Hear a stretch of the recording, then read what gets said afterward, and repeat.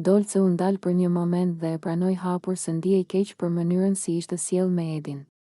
Me kalimin e ditëve dhe pas gjithçkaje që kishte ndodhur, ajo kishte filluar ta shihte situatën me sy tjetër, më të qetë dhe më të pjekur.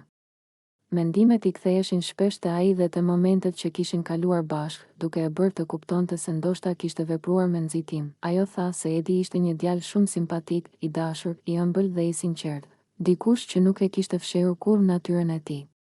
Për Dolcen, kjo ishte ajo që e bënte edhe më të dhimbshme ndarjen. Fakti që përballë kishte pasur një njeri të mirë, jo dikë që e meritonte ftojen apo distancimin.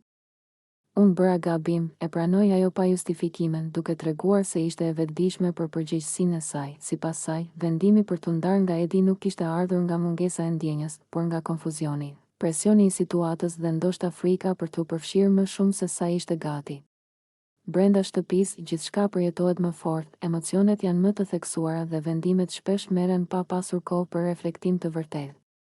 Vetëm tani, me distancë emocionale, ajo po e kuptonte më qartë se çfarë kishte humbur. Dolce u shpreh se nëse do të dilte nga shtëpia, do ta takonte patjetër Edin. Për të, kjo nuk ishte thjesht një dëshirë, por një nevojë për ta mbyllur atë kapitull me ndershmëri. Ajo donte t'i fliste, t'i kërkonte falje dhe t'i tregonte se vlerësimi për të kishte qenë gjithmonë I vërtetë. Ishte një djalë fantastik, tha ajo me bindje, duke mos lënë vend për dyshim. Ky reflektim tregoi një anë më të ndjeshme të Dolces, një anë që pranon gabimet dhe nuk ka frikë të thotë se ka pendes.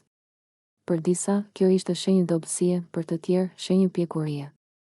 Por një gjë ishte e sigurt, fjalët e saj nuk vinin nga strategjia, por nga zemra. Dhe ndonjëherë, pikërisht kjo sinqeritet është gjëja më e vlefshme që mund të dalë nga një përvojë si ajo brenda shtëpisë.